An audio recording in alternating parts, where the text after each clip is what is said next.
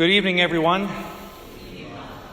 I commend you all for coming out on this snowy night. Welcome to Mass. Welcome to you, Sister Josita. It's great to have you back after your brief hiatus. We missed you very much. And happy Feast of the Epiphany to all of you. I'd like to tell you this evening a story about a guy named Tom Peterson. Tom Peterson is the founder of an organization called Catholics Come Home. And one morning before Mass a couple of years ago, Tom suddenly remembered having heard a priest say once that we should offer ourselves to Jesus every morning to be used by Jesus to bring someone closer to him that day. So before the Mass began, Tom said a silent prayer to Jesus and told Jesus that he was willing to be used by him to bring someone closer to him that day. As soon as Mass ended, a Vietnamese woman seated in the same pew as Tom approached him and asked him if he would be willing to reach out to her son. She was really worried about her son. He had been away from the church for 20 years, and nothing she said to him was working to bring him back. So she thought that if maybe he heard the same message from a different person's voice than his mom's, he would listen. So Tom realized immediately that this was the answer to the prayer he had said, and so he asked the lady where he could find her son to talk to him. She told Tom that his name was Jimmy and that he worked in a nail salon. So Tom went home and picked up some pamphlets on the Catholic faith and then turned right around, drove right to the nail salon and walked in and walked right up to Jimmy. "Hi, my name is Tom Peterson," he said. "Somebody who loves you, God himself, and I want to invite you back to the Catholic Church." Well, Jimmy stared at him in silence for what seemed to Tom like an eternity. And finally, Jimmy said, "Well, that's nice of you to invite me, but I don't need church because I find God in nature. I'm a professional fisherman, and I fish nearly every day, and I feel closer to God when I'm fishing." Well, Tom muttered some things about how that's all well and good, but really we need God in the church and the sacraments. But it all came out kind of awkwardly, and he could tell that Jimmy just wasn't interested in what he was saying. He invited Jimmy to come to Mass with him sometime, but again, Jimmy just didn't seem interested at all in what Tom was saying. So Tom gave Jimmy his phone number, and he walked out of the nail salon feeling like a failure. After that day, Tom dropped in at the nail salon a couple of times to visit Jimmy and invite him to Mass, but Jimmy always politely turned him down. He wasn't interested. Fishing was his religion. Well, one Sunday morning, out of the blue, Jimmy called Tom, and Jimmy asked if he could go to Mass with Tom. Tom was curious as to Jimmy's sudden change of heart, so Jimmy told him his reason for wanting to come. He said that the previous Sunday morning he had been out fishing like usual. He felt a tug on his fishing pole, and from the pressure, he thought it was going to be a nice big catch. So he began to reel in the fish, but when he finally pulled it up out of the water, it wasn't a fish at all. It was a crucifix. So he asked Tom, "Do you think that was a sign from God?" And Tom said back, "God didn't just send you a cross, he sent you a Roman Catholic crucifix. What more do you need?"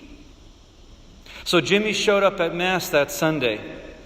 And just a few minutes before Mass started, he asked Tom, "Where's the box?" Tom didn't know what he was talking about. So Jimmy said, "You know the box where you go and tell the priest all the bad things you've done?" He was talking about the confessional. So Tom brought Jimmy to the priest who was about to say the Mass in a few minutes, and the priest graciously heard Jimmy's confession. And from that day forward, Jimmy became a practicing Catholic. He went to Mass every Sunday. Later on, he met a good Catholic girl. They got married in the church, and they started a family together. And it wasn't until Tom was over Jimmy's house one night for dinner that he discovered what a big catch Jimmy had actually been. Jimmy told Tom that before they had met, Jimmy had spent 15 years in federal prison for his involvement with the Chinese mafia in Los Angeles. And Tom thought to himself, boy, I'm glad his mom didn't tell me that part, or I would never have gone to that nail salon. By the time Jimmy got out of prison, he was a lost soul with a tough exterior. But deep down, he was just waiting for someone to walk into his life and talk to him about God. Tom was just the person he was waiting for, and the crucifix at the end of the fishing pole sealed the deal.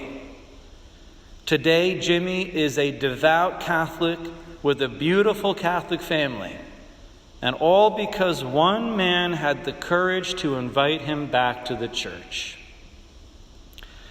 Now, I want to share with you what Tom said at the end of the testimony where he told this story about Jimmy's conversion.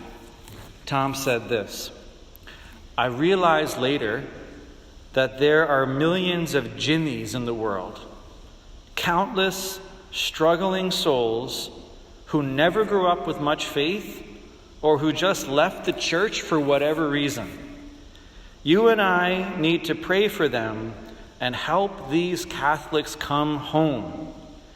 We cannot be afraid to do so, as our fear of failure or our fear of offending others is impeding Christ's mission for the salvation of souls. The Good Shepherd reminds us that the upside of one soul responding positively and coming home to Jesus and his church far outweighs the downside of a few people who may reject our faith-sharing overtures. Don't be shy about asking someone if they would like to return to the faith. Don't be afraid to seek out the lost sheep. Trust that our Lord is already knocking on the door of their heart. Your invitation may be the final push that leads them to opening the door to let Christ in. Would you all think for a moment about your personal circle of family and friends, the people you interact with on a daily basis? Who are the Jimmys in your life?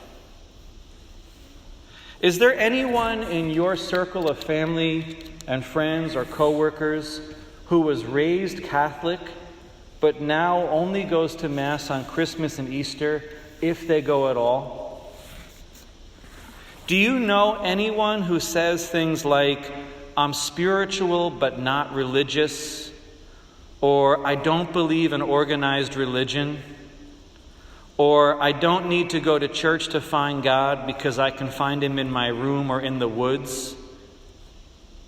Do you know any Catholics who haven't gone to confession in years with the excuse that they don't need to say their sins to a priest, they can just say them straight to God?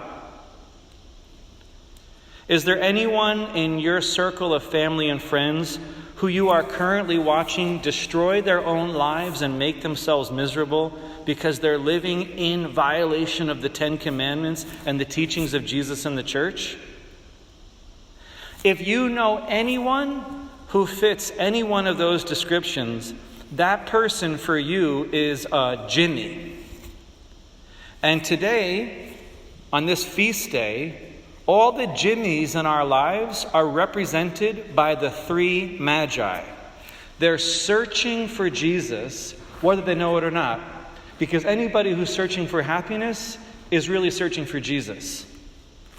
But they need a star to follow if they're going to end up in Bethlehem and follow him. And Jesus wants to use each one of us as the stars who lead the Jimmys in our lives to him. I don't know if any of you remember this, but last year on the Feast of the Epiphany, I challenged everyone to try to bring one person back to the church in 2020. I know that feels like ages ago, but some of you might remember that challenge. Now, I know some people in our parish who succeeded at doing that, but as with so many things, the pandemic threw a wrench into that challenge. It was pretty hard to invite someone back to Mass when we weren't even allowed to have Mass. But now that Mass is back on, and there's hope on the horizon of things getting better, I would like to press the reset button on that challenge for 2021. Who might God be calling you to bring into or back into the Catholic Church in 2021? I guarantee you there's at least one person or possibly multiple people just waiting for you to help them come home. So from the very first Sunday of 2021, which is today, I want to get us all thinking about who we are meant to bring back to the church this year. In every interaction we have this year, with every person we meet, though without having any agenda or any ulterior motives, we should always have in the back of the mind this question: is this the person God wants me to bring closer to Jesus in the church this year? Because there's definitely someone out there. You know, there's a lot of different ways of being the star that leads people to Jesus. And I could give you a ton of advice tonight on evangelization. But if I had to give just one piece of advice today about how to be that star, I would simply say this: never underestimate the power of a good old-fashioned invitation. You know, sometimes in our efforts to spread the faith, if we're conscious of that at all, we can overanalyze and over-strategize. We think about all the things we have to do and all the objections we're going to have to answer in order to bring someone back to the church, when in reality, all the person's really waiting for is a simple, friendly invitation.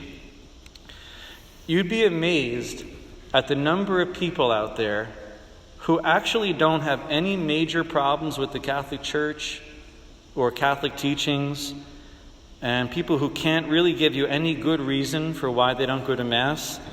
Their only problem is that no one's ever invited them back. I know a man who lived with his family in an apartment across the hall from an older woman who was Catholic but didn't go to church anymore. The man loved his faith and really hoped that he could find some way to bring the woman back to church. So he thought and thought about all the ways he could get her back, and he tried to come up with the most efficient plan of action to save that woman's soul. Well, one Sunday morning, as his family was about to leave for Mass, his 8-year-old daughter saw that woman in the hallway, and with the innocence of a little child, she said to the lady, "We're going to Mass now. Want to come with us?" And you know what the lady said back? "Sure, I'd love to." And she went to Mass with that family from that Sunday on, every single week. Now here the adult man was all caught up in his head with his intricate ideas and plans, while it was the child who had the simplicity to just extend the invitation. And the woman came back to the church. My point is that evangelizing isn't always as complicated as we make it out to be. There will definitely be people who reject our invitation, but there will also be many people who will gladly accept it, because deep down, that's all they've been waiting for all along, was a simple invitation from someone to come back to church. So who's it going to be in 2021? Who is God going to bring back to the church this year through you? Will you let Jesus use you as the star that leads the way to Him for the Jimmies in your life? Have the courage this year to invite the people you know and love to reconsider Jesus and his church, and you will be amazed at the conversions that Jesus will work through you.